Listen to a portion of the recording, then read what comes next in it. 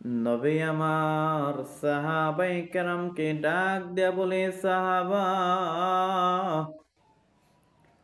তোমরা কি মৃত্যুকে ভয় পাও না? সাহাবায়ে কেরাম ডাক দেয়া বলে, ইয়া রাসূলুল্লাহ, ইয়া হাবিবাল্লাহ, মৃত্যুকে কেন ভয় পাবো না? আমরা তো মৃত্যুকে সবসময় ভয় করি। আল্লাহ রসুল জনাবে মুহাম্মদুর রাসূলুল্লাহ সাল্লাল্লাহু আলাইহি সাল্লাম ডাক দিয়া বলে, ও সাহাবাই কেরাম, তোমরা যদি মৃত্যুকে ভয় পাইতা, আমি নবী তোমাদেরকে এই অবস্থায় কখনো দেখতাম না। তোমরা মসজিদের মধ্যে এসে খিলখিল করে হাসাহাসি করতেছো, এর মানে, এর অর্থ তোমরা মৃত্যুকে কখনো ভয় পাও না। আল্লাহ রসুল জনাবে মুহাম্মদুর রাসূলুল্লাহ সাল্লাল্লাহু আলাইহি সাল্লাম বলেন, ও সাহাবায়ে কেরামরা, তোমরা জানো জানো জানো,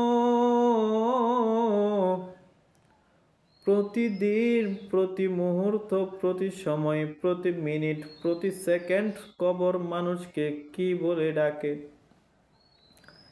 সাহাবায়ে কেরাম ডাক দেয়া বলে, ইয়া রাসূলুল্লাহ, ইয়া হাবিবাল্লাহ, আপনি একটু বলে দেন না, প্রতিদিন কবর মানুষকে কি বলে ডাকে? আল্লাহ রসুল জনাবে মুহাম্মদুর রাসূলুল্লাহ সাল্লাল্লাহু আলাইহি সাল্লাম সাহাবায়ে কেরামদেরকে ডাক দেয়া বলে, এ সাহাবী,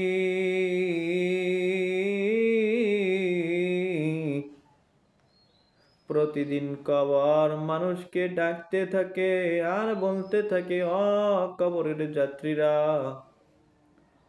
দুনিয়ার মানুষেরা শোনো, আমি কবর কিন্তু ভালো নয়, আমি এমন একটা কবর, আমি অন্ধকারের একটা ঘর, আমি সাপ বিচ্ছুর একটা ঘর, আমি কিন্তু জাহান্নামের একটা ভয়ঙ্কর আগুনের গর্ত। আমার কাছে আসতে হইলে হিসাব করে আসতে হবে, নিকাশ করে আসতে হবে। সাহাবায়ে কেরাম ডাক দিয়ে বলে, ইয়া রাসূলুল্লাহ, কবর আরো কিছু বলেনি? আল্লাহ রাসূল বলেন, অবশ্যই বলেন। বলেন, কি বলে? আল্লাহ রাসূল বলেন, কোন নেককার বান্দা যদি কবরের মধ্যে চলে যায়,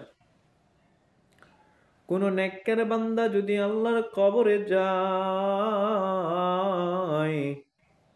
কবর ডাক দিয়ে বলে, ও নেককার বান্দা, তুমি আমার কবরে এসেছো, আমি এতদিন পর্যন্ত তোমার অপেক্ষাই করেছি, এতদিন পর্যন্ত আমি কবর তোমার অপেক্ষাই করেছি, না জানি তুমি কবে আমার কাছে চলে আসবা। তুমি দুনিয়ার মধ্যে ভালো কাজ করেছো, ভালোভাবে চলাফেরা করেছো, আজকে তুমি অবশ্যই অবশ্যই আমি কবর কি জিনিস, আমি কবর কত শান্ত, এটা অবশ্যই আজকে তুমি টের পায়া যাবা।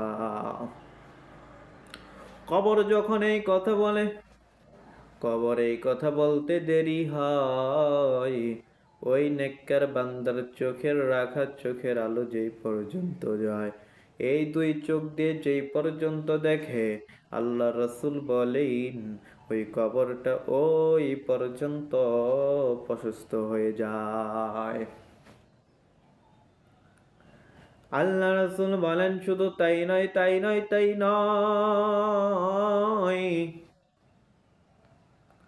ওই কবর থেকে জান্নাত পর্যন্ত একটা সুড়ঙ্গ হয়ে যায়, জান্নাতের সাথে লাইন করা হয়ে যায়।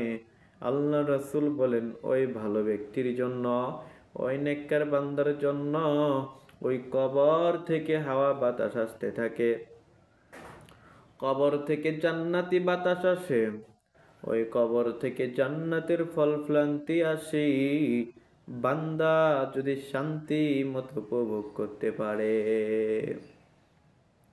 আর যদি কোনো গুনাহগার বান্দা কবরের মধ্যে চলে যায়, আল্লাহ রাসূল সাল্লাল্লাহু আলাইহি সাল্লাম ডেকে ডেকে ডাক দিয়া বলে, ও সাহাবীরা শোনাও। কবর সাথে সাথে বলে, ও গুনাহগার বান্দা, আজকে তুমি যেহেতু আমি কবরের কাছে এসেছো, আমি কবরের কি চরিত্র এটা আজকে দেখতে পারবা। দুনিয়ার মধ্যে তো বড় বড় খারাপ কাজের মধ্যে লিপ্ত ছিলা, বড় বড় গুনার মধ্যে লিপ্ত ছিলা। আজকে যেহেতু বান্দা তুমি আমার কবরের মধ্যে এসেছো, অবশ্যই অবশ্যই তুমি কবরের আযাব দেখতে পাইবা। এই কথা বলার সাথে সাথে কবরের ভিতরে আযাব শুরু হয়ে যাবে। আল্লাহ রাসূল সাল্লাল্লাহু আলাইহি সাল্লাতু ওয়াসসালাম ডেকে ডেকে ডাক দিয়া বলে, ও আমার সাহাবী, যে সময় কবর এই কথা বলবি, আল্লাহর হুকুমে কবর ডাক দিয়া বলবে, ও গুনাহগার, আমি কবর এই পর্যন্ত অপেক্ষা করেছি, তোর মতো গুনাহগার বান্দা কবে আসবে? জীবনে তো বড় গুনাহ করেছ, অনেক নাফরমানি করেছ, আমি কবর অপেক্ষায় ছিলাম তুই কবে আসবি। আমি কবর তোকে কবে থেকে শাস্তি দিব, এই চিন্তা এই ফিকির আমি কবর সব সময় করেছি। আমি কবর এই দুনিয়ার মধ্যে যত মানুষ রয়েছে, মাখলুক রয়েছে, আমি কবর সবচাইতে ঘৃণা করতাম তরে। আজকে তুই যেহেতু আমার কবরের মধ্যে আসছস, অবশ্যই অবশ্যই তুই ফল পাইয়া যাবি।